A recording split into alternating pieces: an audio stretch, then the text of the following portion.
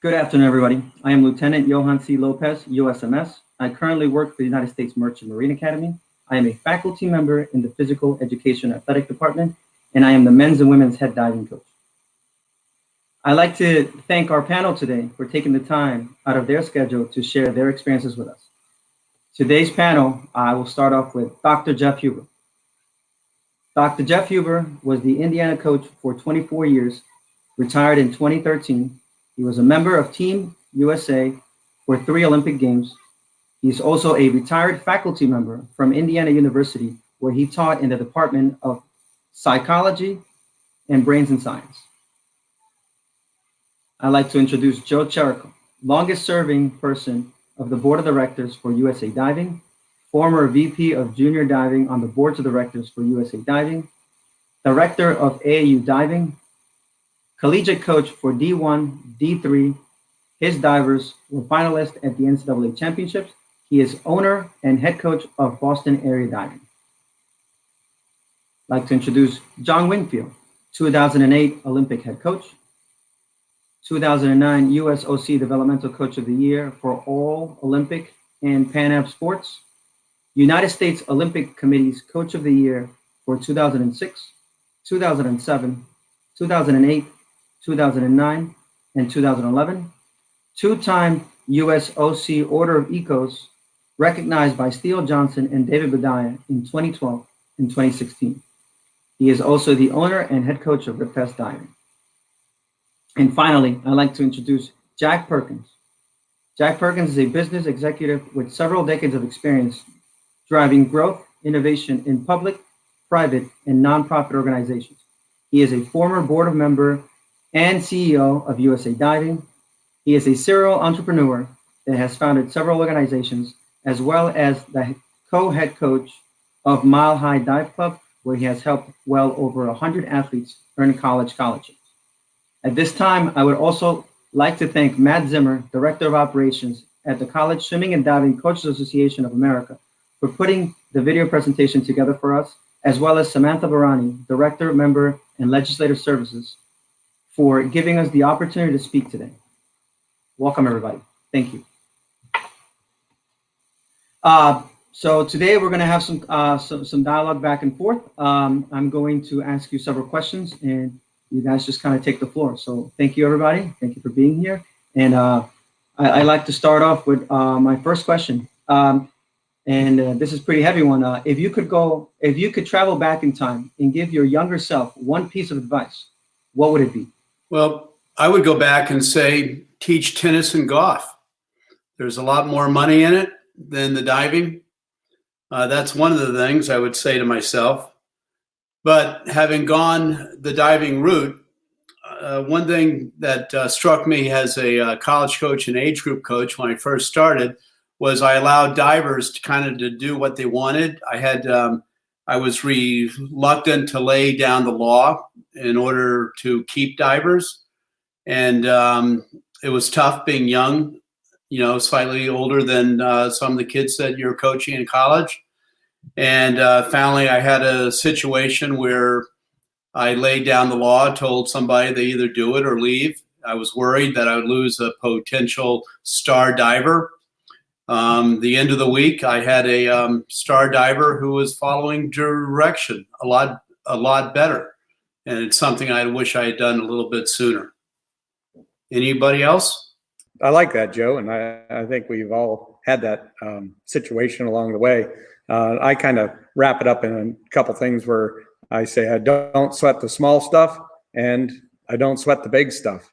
Really just to really meet everyone where they are every day and meet every situation every day, and then move forward from that situation or that person or that action that's going on, and then with that to plan so that you have a pathway forward for the athletes, and really not rely on the past a whole lot except for learning from the past, and then just continue to move forward with your plan. Yeah, John, that's great advice. I'd have to say that, kind of piggybacking on what both of you guys have said, I would tell my younger self to slow down and not worry about having to rush to get to something, some pre-prescribed goal that I made for myself today, but rather take the time to make sure that all parts of your life are in order, make sure that your kids are getting taken care of, both on and off the pool deck, and also your own kids. And just not worry, as you said, John, not sweat the small stuff, not sweat the big stuff, but just realize that life is long, and all the situations that you find yourself in today that you think could never change are probably all going to change. And so plan for the future, but live in the present. Yeah, I think that's good advice. And first of all, I want to say what an honor it is to be here and just to share ideas with three coaches who I think are phenomenal. So thank you for your time, and I'm really interested in your information and the things that you can share. I think for me personally, if I could go back in time, I would just try to get myself to immerse myself much deeper and sooner in learning more about the sport and all aspects of it. You know, not just the mechanics, but the developmental, long-term athlete development programs, sports psychology, and all of that. So, because I think our sport is very teachable and very learnable.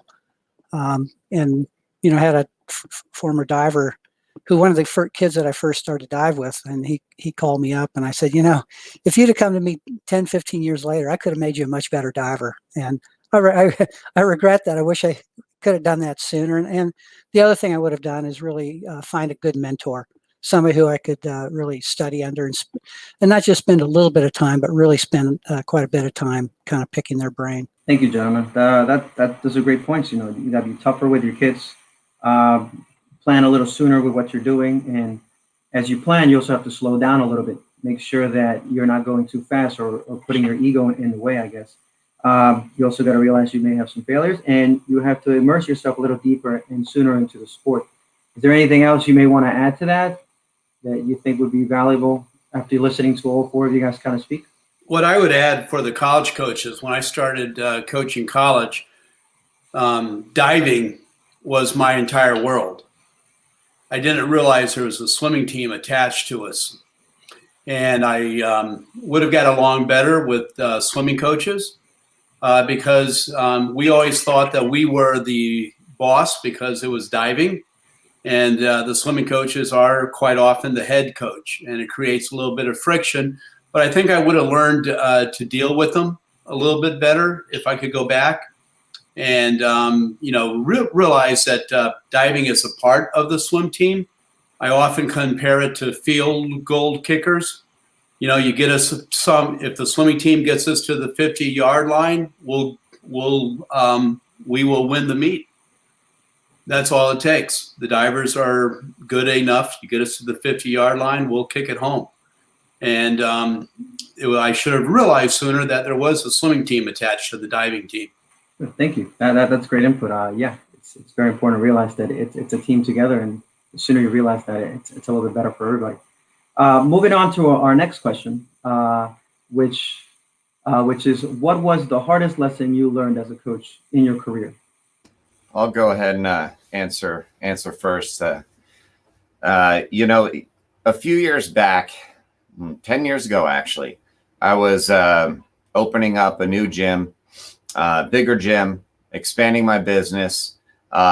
Team was doing really well, growing, and I was killing myself. And the team was doing great, and the business was doing great, but I was doing awful. I mean, I was just burning out from all ends. And I called a friend of mine, Kenny Armstrong, of course, Olympic coach Kenny Armstrong, and I explained to him my frustrations. I said, I have all these kids, and I feel like it's my responsibility to help them all reach their potential. And I'm taking this very personally.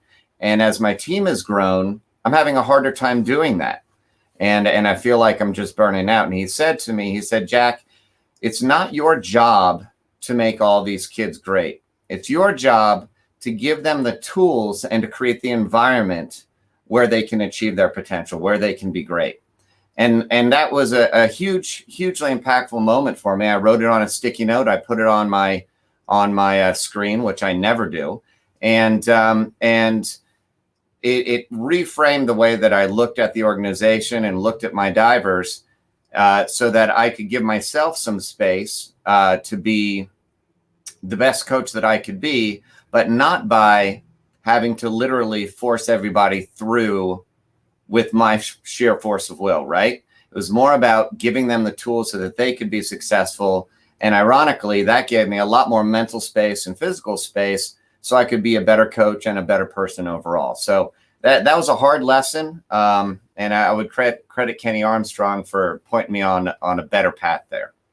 You know, following up with what Jack said, as a young coach, I did something similar to what Jack did. I forced kids to be good. You made them come to practice. You bent their ear if they were late, and you kind of just forced them to be good. And at some point, after I achieved some success in diving, I allow kids to be good. I don't make them be good. I give them the tools. I give them what limited coaching I have, and they are good or they're not. And if they're not good or reach the highest level that they're capable of, it doesn't reflect on me from my viewpoint. At one time, I thought if the diver was bad, it's because I was a bad coach. That might have been true with a couple of them, but I had divers that were good because they wanted to be good. And I no longer make divers be good. I give them the opportunity to be good with the limited tools I have. And I just accept that. And I do sleep a lot better. I'd like to follow up on that as well, and live that same life that both of you have, and had learning situations. But I think I'm a lifetime relearner because I find myself still traveling down those paths occasionally, and I have to relearn what I once knew. But I think my hardest thing early on, and it communicates directly to what you both talked about, and that is the word communication. Athletes, they can't read our minds, and we can't read their minds. And so often we try to dictate everything for them, including their motivation. And if they're not motivated, as Joe said, they're not going to reach the pinnacle of what they're intentional with the athletes on the community piece, and so that we can strive together to get them everything that they need, whether that's additional tools, a better environment, more skills, whatever it is, so that we're on the same page together moving forward. And that seems to make life a bit more symbiotic, and I sleep certainly better as well. Yeah, all good points. I think for me, the hardest lesson was just how to disseminate discipline. I know that one of the main reasons that teachers retire or leave and go into something else is often due to just disciplinary problems. And it just took me a while to really figure out, I was a kind of athlete where always on time, did what I was told.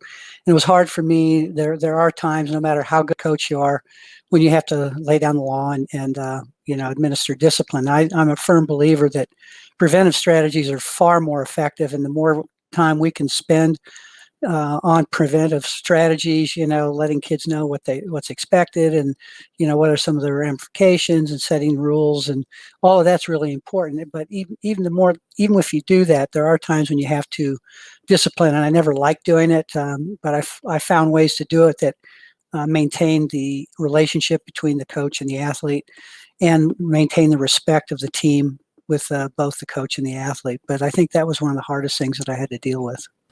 Jeff, I have to say, years ago, I went and visited you, and I was really impressed with one of your, I guess you would call it a strategy now, but whenever one of your athletes came up and spoke with you, you seemed to ensure that they were giving you very direct eye contact whenever they were talking to you.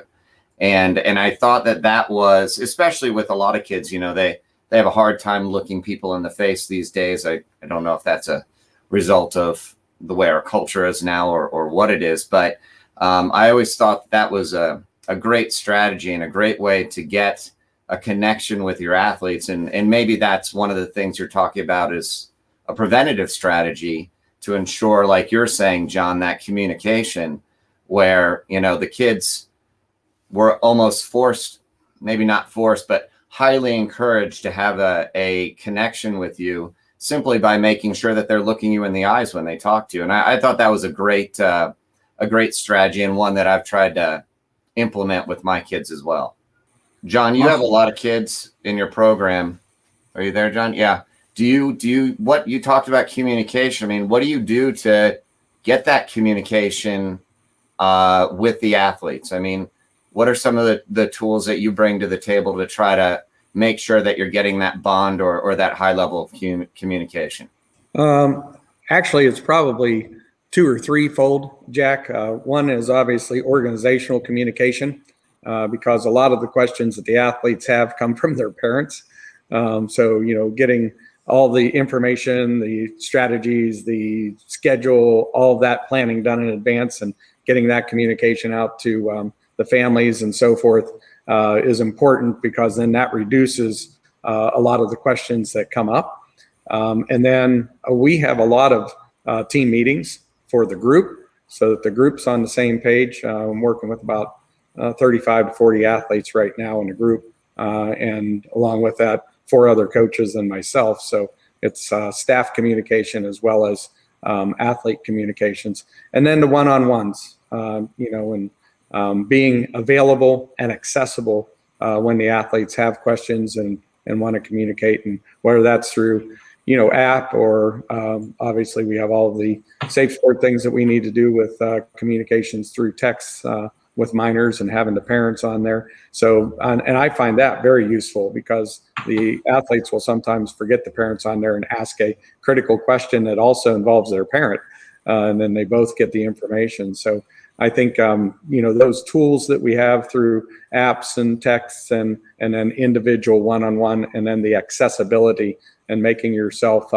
you know, step away, like you indicated with Jeff, step away with the athlete for a second and make eye contact and be empathetic and listen, and then help them with whatever the issue is, whether it's a fear of a dive or, you know, something going on outside the pool that they need some assistance with.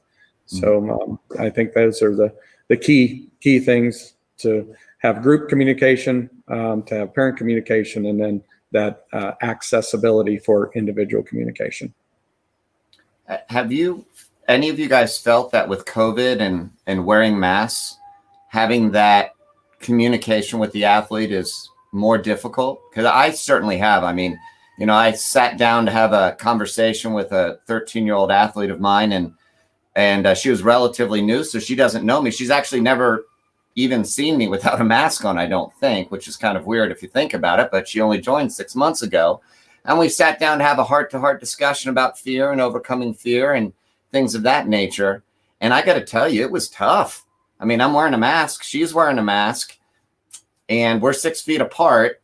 It was very challenging. I mean, have you guys experienced any of that? My divers say what a lot after I coach them. So, you know, this isn't direct to your point, but we have a little headset with a portable mic now, so that we're a little bit more clear. But it's hard to read the divers, you know, if you're only seeing their eyes. You know, they can't tell if you're joking when you say something, if you don't have a smirk or a little grin. They can't tell if you're mad. So it's a lot tougher with the mask. Thanks, gentlemen. I love it. We guys went into a different topic, and it's great. I mean, all these life lessons are important. COVID, everything going on, and it's great that you were able to find through your hard lessons that how you were able to overcome some of the stuff. I mean, it's a hard lesson to learn when you're young, but as you get older, you wish you can change things, and it's important. I have another question for you guys. And this is my third question, what was the turning point in your coaching career that turned you into the coach you are today? Well, I can start with that one, because there if that's okay with you guys, that there's a number of turning points in my career where I look back and go, I can remember the day, the time, the place, and where I was and all of that. But one of them that stands out in my mind is back in was it 96, I happened to read a book by Anders Ericsson called The Road to Excellence, and it was about deliberate practice. And really the gist of the book was saying that, not everybody can be like Albert Einstein or Usain Bolt, but everybody can reach a much higher level of elite performance through just discipline and a specific practice, which he called deliberate practice. And that was a turning point for me, because I had to look in the mirror and tell myself that, my excuse for not having champions was that I didn't have the talent. And that book erased that excuse. And I had to look in the mirror and go, I've got to change how I look at my divers. And that changed everything. I mean, I started looking at athletes and saying, that person can be a champion someday, and that person can be a champion. And that was a huge turning point. And at that point, I just threw myself completely into coaching. I mean, it was 100% in. And over the course of the next 4 years, we really started developing some champion divers. And I one of the things I wanted to point out is I had an opportunity to co-coach with John Wingfield for a year. And one of the things I really noticed and admired about John was that every single kid that he worked with, all he saw was potential. Oh, that kid's going to be great. That kid's going to be great. And there were kids even on my team who I thought, well, I don't know. And yet he brought that out. And so I really, one of the reasons I wanted John on this Q&A was just because I have so much respect for him and how he approaches the sport and how much he's done to develop athletes. So, but I think a lot of that comes back to just believing. I had kids who came to my program and got better, and I'd like to say it was because I was a good coach. But honestly, I think the biggest difference was that I just felt that they had more of a top end, that they could do much more maybe than even they thought they could accomplish. But I think that was definitely a turning point for me in my career. I'd have to say for me, obviously I'm a junior coach, not a college coach. Only coached college for 2 years and found out that I really enjoy being a junior coach. And the thing that really changed things for me was when we built our first gym. And it wasn't, it would change a lot of things because we had a dry land first approach before, but that took it to a new level from a systems perspective. And also from a financial perspective and from a motivation perspective, it was a huge investment in the program. And what it did was, by my making an investment in the program, it showed all of my athletes, all my families, because we have dual clients, right? We have the athletes that we serve, and then we have the parents that pay the bills. And, they're both our clients. And that investment immediately showed all of them how focused myself and my staff was on doing a good job for their kids. I can't tell you the difference, immediate difference when somebody comes into a facility that they can see that you have some skin in the game, as opposed to when they're coming into some of my pools I was renting were perhaps not so glamorous. And that was a shift because, number one, for a personal sense, it was a big investment, and it was a skin in the game moment where I really had to put up or shut up and move things forward. And also it was an outward statement to the world showing them, hey, we're going to do everything we can to make your kids as good as we can, including, as I said, putting our own investment in the line. So for me, that was certainly a game changer and has changed the way we do everything ever since. Thank you, Jeff, for the compliment. I truly appreciate that. The biggest thing that probably changed my coaching, I started coaching about 35 years ago. And when I started, I was doing my master's degree at the same time while I was coaching. So I was coaching a Division II college program as well as 2 high school programs because you can do that in Division II. And I was working on my master's degree at the same time. And it was in sports sciences with emphasis in biomechanics. And I had courses in muscle physiology and sports psychology and biomechanics and all those types of things. And I was able to take immersively the course and then immediately implement it into what I was doing on the pool deck. So I thought that was a very huge opportunity and turning point for me from what I had done previously. So it's that education piece, and as Jeff indicated, continuing to read, continuing to learn. And he pulled up Erickson's book and then learned about deliberate coaching. And there's plenty of other books out there, the Talent Code, and books that will help lead you to new understandings and nuances within really any sport, but certainly ours. And Jeff himself is an author and has written a great book on diving and does great with analogies and giving you quick pieces that the athletes can understand and implement immediately. So I would say to coaches out there that are wanting to improve or want to go to the next level, the next step, that the education's a huge part of that. And then we'll get into it later, I'm sure, the mentorship. And Dr. Huber right there is one of my mentors along the way, and certainly taught me quite a bit. And that was a turning point as well in a different part of my career. So happy to talk about that a little later when we get into that. But education, and then just staying current with things that are happening in the sport. Well, follow up with what John said with the mentor part. I probably don't necessarily have a turning point, but I had a roadblock. I went to school in Boston. I got married. My wife's family and my family were all East Coast based. And there were some issues in the sense that there were some handicapped parents involved. And we were all based out east. The family was out east, and a lot of us followed the diving college. You start at one college, you go to another college, and you move your way up. And then you're coaching with Jeff Huber at the Big Ten in a couple of years. And I was unwilling to make that leap. So I had to stay in Boston. The Boston area is not known for their pools, mostly because the price of land is too high. College would rather put a dorm that makes money than a pool that loses money.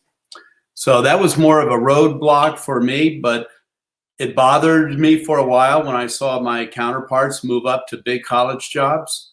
But now I've done some other stuff and I'm pretty happy and pleased. In fact, I think maybe I'm ahead of the game, at least in some areas. And to follow up with what John said with the mentoring, I don't think these coaches would admit that they mentored me or even be aware of it.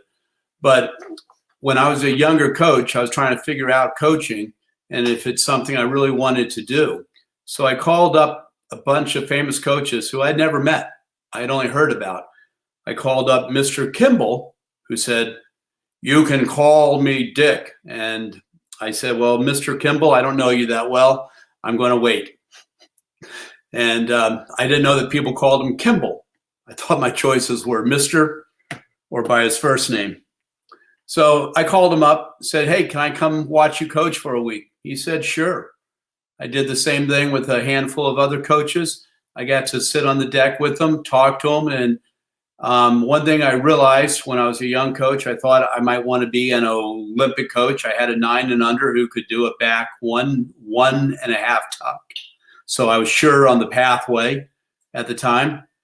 And I saw what they put in to being such a high level coach. And it was an awful lot. There were some trade-offs. Fam, you're coaching kids when they're out of school. Well, your kids are out of school. There are a lot of trade-offs. You're traveling, and we all do travel probably more than we want. We miss a lot of birthdays. We miss other days, and it's tough. And I wasn't sure if I wanted to go down that path. And that allowed me to stay in my little bubble in the Boston area. And as they say, you only have to run faster than the guy next to you when the bear's chasing you. And there's not necessarily a lot of good pools and programs in this area. So I was able to do well. And that was probably a good turning point as far as my coaching, just calling up coaches. And I don't know if other coaches know that they can call a John, a Jack, a Johan, and say, hey, can I come over to your pool and watch you coach? Because that's how you learn. Most of these great coaches came from another great coach. They didn't just grow naturally. They came from another great coach. So that's my 2 cents. Thank you, guys. You bring up some great points, and we're leading into another question that leads into the mentoring and learning from coaches. But I also am guilty of just standing behind great coaches and watching them coach on deck. Even though I don't have an athlete on deck, I just showed up to 9 and under or whatever the case is, and just sitting there listening to them coach, and it's great. But I do want to ask you guys before we move on to our next topic. You guys mentioned a lot of reading. What books would you suggest? Obviously, the Talent Code is one of them. If you could just read off some books that you thought was important that you would like to share with us, it would be great to hear that, because I read a lot, and I would like to definitely hear from what you guys got.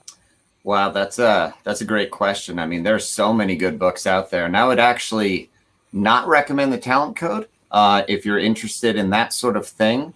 Anders Ericsson's work that Jeff referenced earlier is very, very good, and he wrote a follow-up book called Peak, which is a little bit more digestible to the general public, that I think every coach should read. The Inner Game of Tennis, I think, is one of the best books for diving coaches out there. And a guy named Josh Whiteskull, who was the guy who was the inspiration for the movie Searching for Bobby Fischer, wrote a book called The Art of Learning, and it is also fantastic. So those would be just 3 that they're not long books, and they're all worth reading.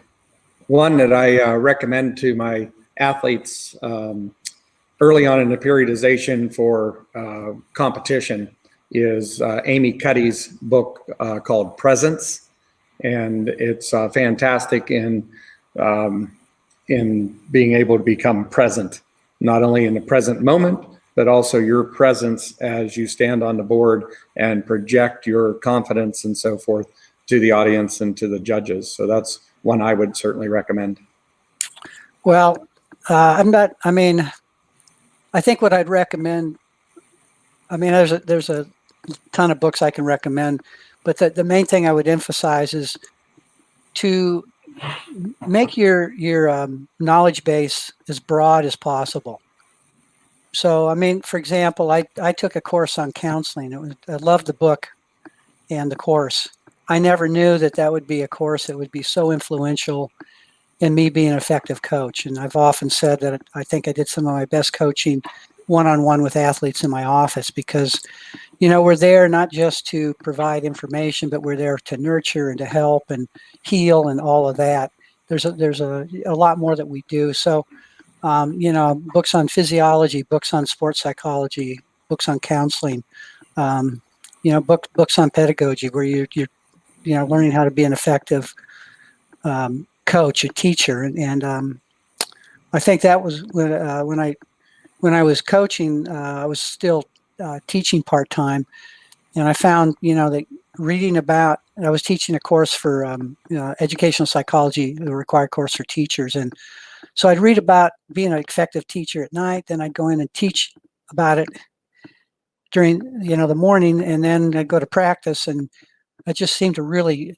I've always felt that's when I was doing my most effective coaching. So I think just keeping that there's a ton of books out there, and I would encourage it, especially a young coach. And I still, to this day, I always have 2 or 3 books next to my bedstand. I'm always reading something. And I think John maybe mentioned that, or Jack, that, you got to keep staying ahead of the curve. And, every year I would look back and go, gosh, I was so dumb at the beginning of this year. I can't believe how much I've learned, and then every year was like that. So I think a turning point for me at one time was I was at a convention, and I walked by and there was a coach giving a presentation, and I said, well, I think I'm a better coach than that guy. And I got about halfway down the hall, stopped, turned around and go, how am I going to learn? Everybody's got something that they can teach me. So I turned around and I went in there and I said, I'm going to open my ears and be available to learn from every single coach I ever meet. And I did. I sat down and had a great presentation, but it was kind of an embarrassing personal, moment for me. Like, I'm no better than that guy. I need to go back in and learn from him. So I think constantly learning and acquiring new information is important. I think among the great books, I think, Jeff, you've written your share as well as read them. One of the books that I liked that I think related to diving, it was a book by a neurosurgeon called Why Michael Can't Hit. For those of you who are old enough, there was a basketball player named Michael Jordan. Great basketball player. Took a couple of years off to play baseball. He didn't make it, and he returned to basketball. And the neurosurgeon explains when your neuron pathways are forming, how important it is to understand what a vertical line is, or whether it's to see a baseball coming in, or whether you can anticipate the field on a basketball court. And it explained to me the importance of dry room training, and that if you have a young kid in the belts, like a Bruce Kimball, let's say, it really makes a difference. Because they're learning where vertical is. And you can't take a level 9 gymnast at 16 and turn her into an Olympic diver, even though they have incredible skills. We watch them, they come into our gyms and you just go, holy mackerel, what a physical talent. Look how fast she can spin. But it's difficult to become a diver. And it explains a lot of the importance of dry room and belt training. And I think that helped me a lot. It's called Why Michael Can't Hit.